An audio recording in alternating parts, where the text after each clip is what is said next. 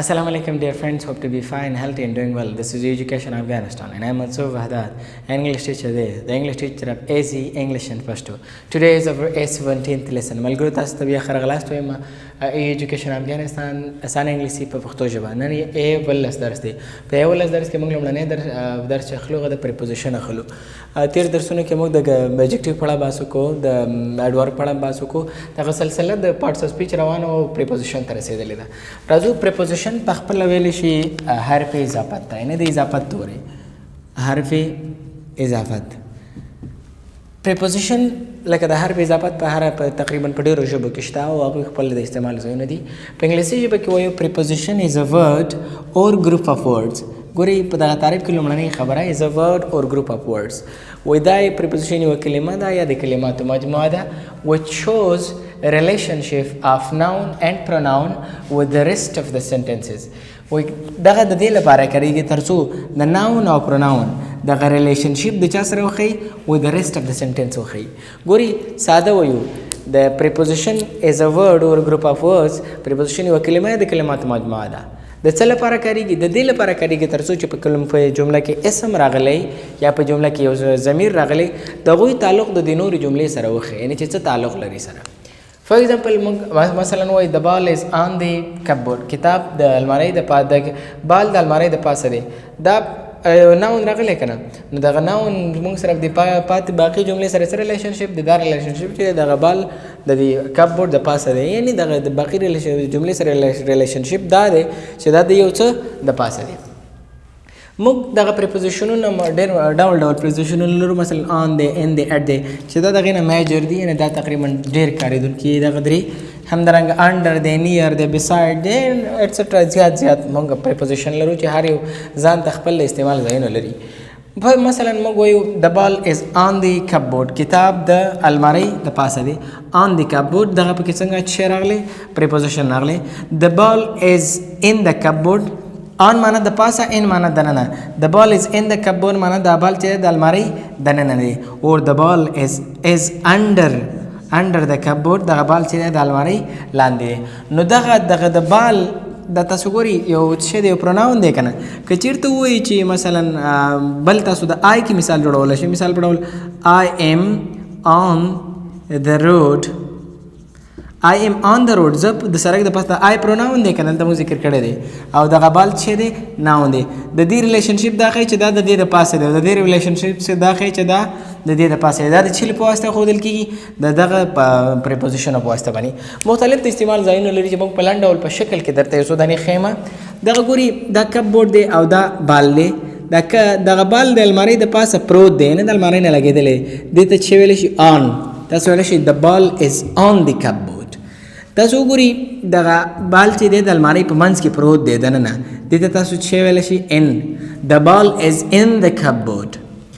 دا وګورئ دغه بال د المارۍ نه لاندې دی، دې لپاره تاسو ویلی شئ د بال از انډر د کپبورډ.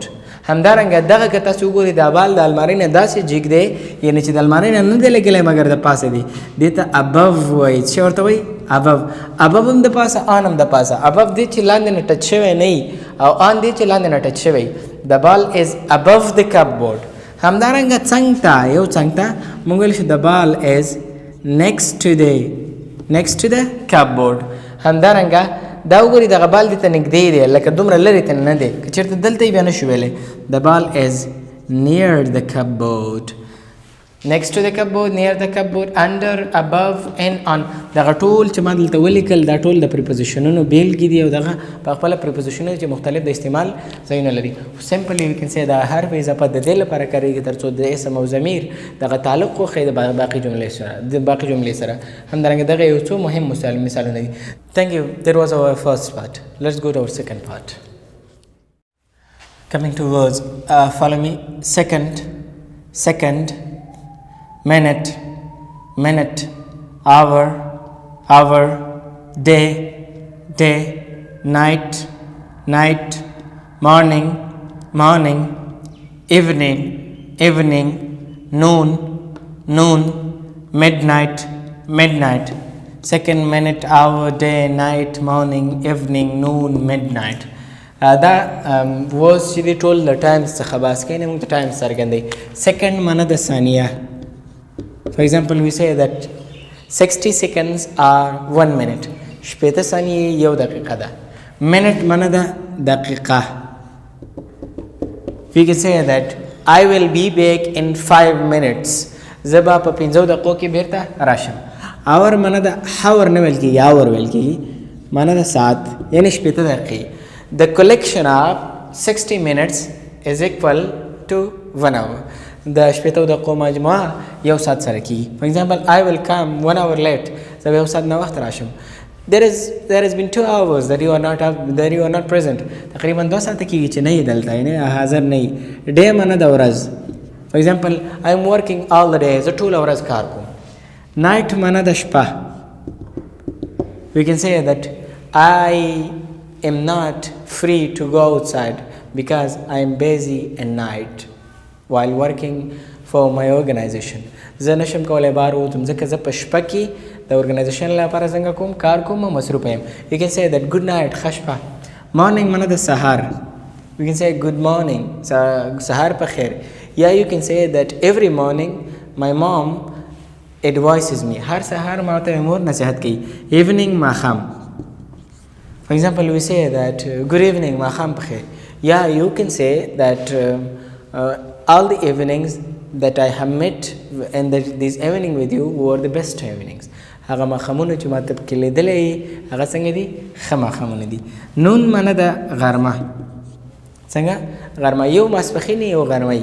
د ماسپښین نه یو څه مخکې دغې ته څه ویلی شي غرمه دغه ډوډۍ ټیم ته. You can say midnight معنا د نیمه شپه. څه معنا نیمه شپه. You can say that I was sleeping in midnight that your call came. زه ویده وم خوب مې کوه چې ستا زنګ راغلی. Thank you very much. It was our second part. Let's go to our third part, sentences.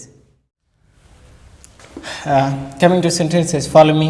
What can I do for you? What can I do for you? Thank you, nothing. What are the months of the year? What are the months of the year? They are January, February, March, April, May, June, July, August, September, October, November, and December.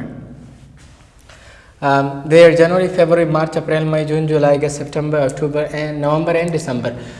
Let's come to its meaning. What can I do for you? Mana زه ستا لپاره څه کولی شم.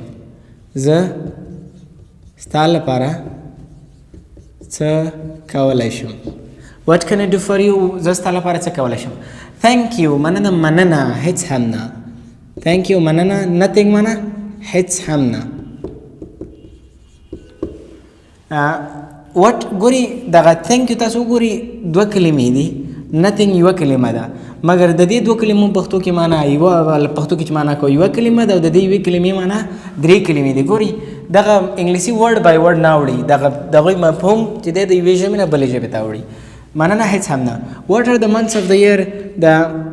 د کال میاشتې کومې دي؟ What are the months of the year? ما د کال میاشتې کومې دي یعنې کومې د کال میاشتې نومونه څه دي؟ They are دوی د جنوري فبروري مارچ جنوري فبروري مارچ اپریل مئی جون جولائی اگست سپتمبر